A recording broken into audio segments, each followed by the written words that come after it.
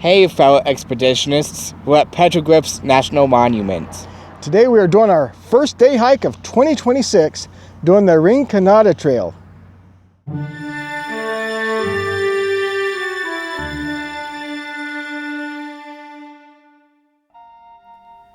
Petroglyph National Monument is located on the west side of Albuquerque, New Mexico, and it protects one of the largest petroglyph sites in North America, made by both Native Americans and Spanish settlers mostly between 400 to 700 years ago. What sets these petroglyphs apart from many other petroglyph sites is that these are made on volcanic rock. On the western edge of the National Monument sit the Albuquerque volcanoes, also known as the Three Sisters.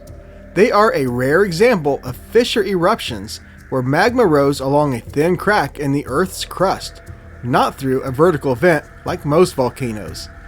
The fissure is 5 miles long and resulted in a row of aligned eruption craters, all active at the same time some 150,000 years ago. These eruptions produced 17 miles of volcanic escarpment that are now protected within the National Monument and contain more than 20,000 petroglyphs. Something we did not know, the visitor center is closed here today. They even got the road blocked off, so we're lucky to have even gotten a spot to park at this trailhead. Apparently, the National Monument visitor centers are closed on Thanksgiving, Christmas Day, and New Year's Day. Regardless, some of the trails are open, we're doing them. So we have lots of sand, we have lots of shrubbery, there's even some small cacti mixed in here. So this is obviously a desert, right, Caden? No, technically this is not a desert because it receives more than 10 inches of precipitation a year. So what we're in is actually grassy scrubland. Grassy scrubland, not desert. That means a lot of the places that Caden and I have been that I've always referred to desert probably isn't technically desert, but it has all of the characteristics that I think of as being desert, even though it's not. The hills over there, and probably where we'll be finding the petroglyphs, have a lot of very, very black rocks. Why is that? Well, there are several volcanoes in the National Monument that we may check out later. Cool. The native Puebloans who once lived in this area considered these kind of volcanic escarpments to be kind of a sacred area, and that's why a lot of times they made these areas their homes. But it also made the perfect backdrop for their art. To my knowledge, they didn't really have a written language, so oftentimes it was through their pictographs and petroglyphs that they communicated. There's one such example. They really liked their concentric circles or spirals.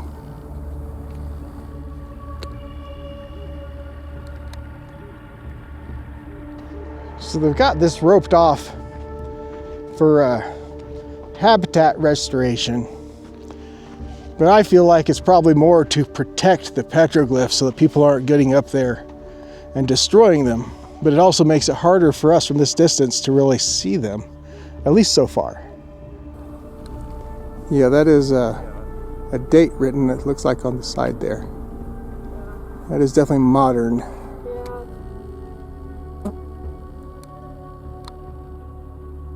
Pretty sure that's a scribbling of Mothman.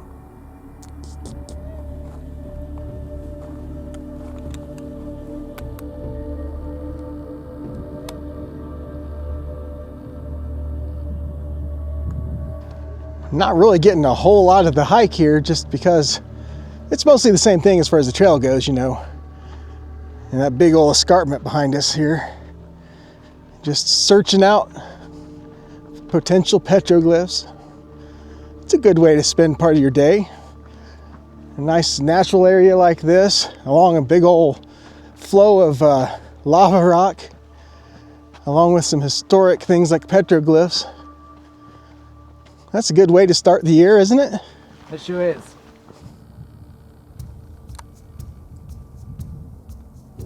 Now we're talking. That's a little more interesting. It's kind of what I was expecting all along.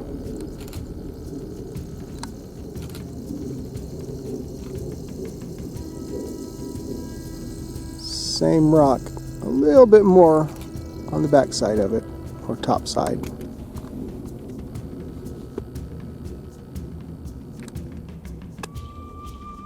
And trying to find the allegedly 300 petroglyphs that you can supposedly see hiking this is kind of a Where's Waldo kind of adventure, because the trail does not get very close to most of the rocks, so you're just sitting here scanning everything from a distance, trying to see what you can find.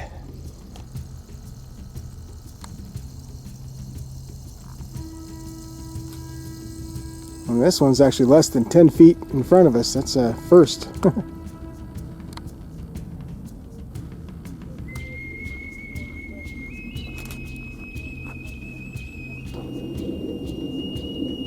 Telling ya, it was aliens. It's gotten a little more interesting, hasn't it, buddy? Yeah. Yeah, starting to find a few more things. Because when you're looking and looking and not finding, it gets a little discouraging. But yeah, just found a few more here. Let's check them out. Oh, it looks like Saturn.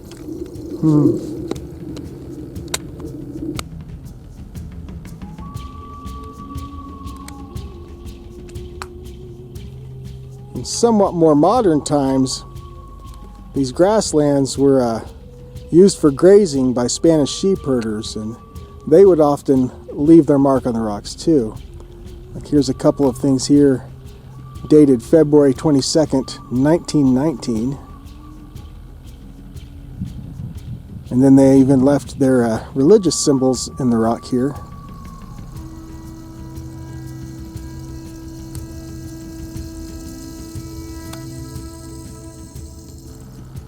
Now whether or not that was from the Spanish sheep herders or from the Puebloans, I don't know.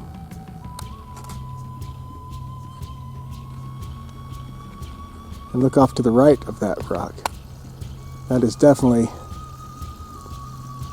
something that would appear to be Native American. Pretty sure that looks like E.T. Long arms, thick body. Definitely E.T. Looks like we got something right here beside the trail. Right on top of that rock.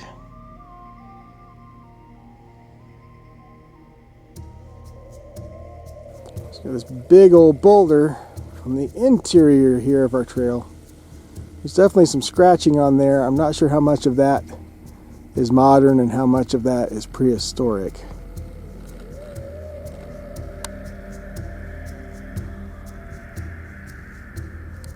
Alright, I want some professionals to interpret this one for me.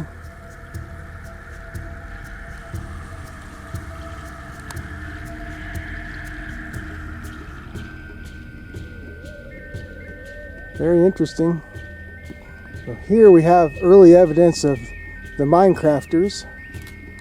Clearly this would have been an area that the Minecrafters were mining at, right? Very interesting. Right up the hill here, we've got a nice, almost perfect circle. And then, best of all, we have our dude right there.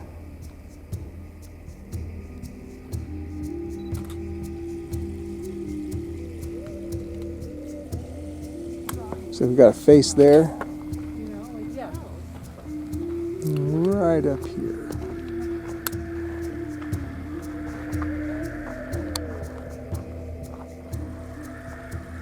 So this style of petroglyphs, they call it the Rio Grande style, and this probably came about around 1300 AD. That's when there was kind of an explosion of Puebloan villages in this region. Don't worry, be happy. That's a smiley face if I ever saw one. Some more stuff there. Up above we got, I'm not sure what that one is. I think it's some kind of bird. We have all this. Here be a turtle maybe. You can see that mask, how it's on the corner of the rock. It's kind of a way of making that face 3D. I was kind of wondering if this one here is one of those Spanish sheep herder symbols. There's a cross and a circle there. That is one big jumble of volcanic rock. We can zoom in a little bit to that big one. See if we got some stuff on that one. So this one here depicts a sheep along with some other things, which means it was at least 1600 AD or later, because that's when sheep were introduced to the area by the Spaniards. So the question is whether or not it was done by the Spaniards or by the natives that were still here at the time. What do you think these ones represent, Caden? I'm not quite sure. Yeah. Archaeology would have been an interesting area of study, but back when I was getting out of high school, I didn't have a clue about most of this stuff or the things that would interest me as I got older. We've got an area full of them here.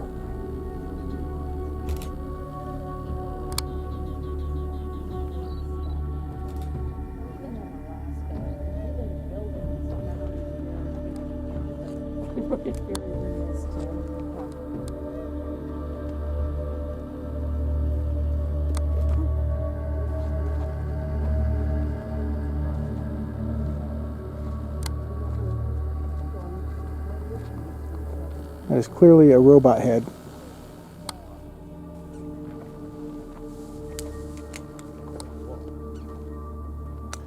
Well, the trail starts moving away now from the canyon walls.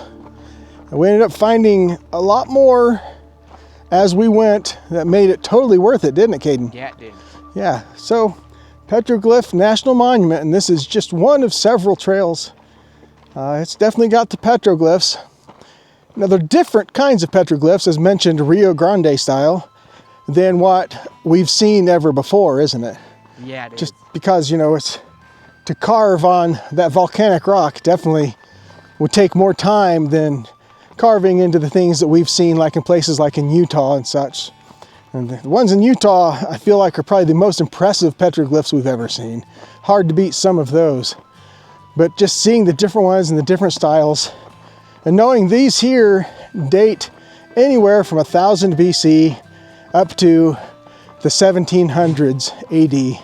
It's just kind of fascinating, and just so much history in one little canyon.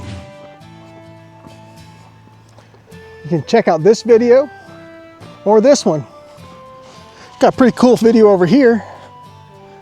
And you know what, this one up here is one of my favorite. Check them all out. Come along, make sure you subscribe.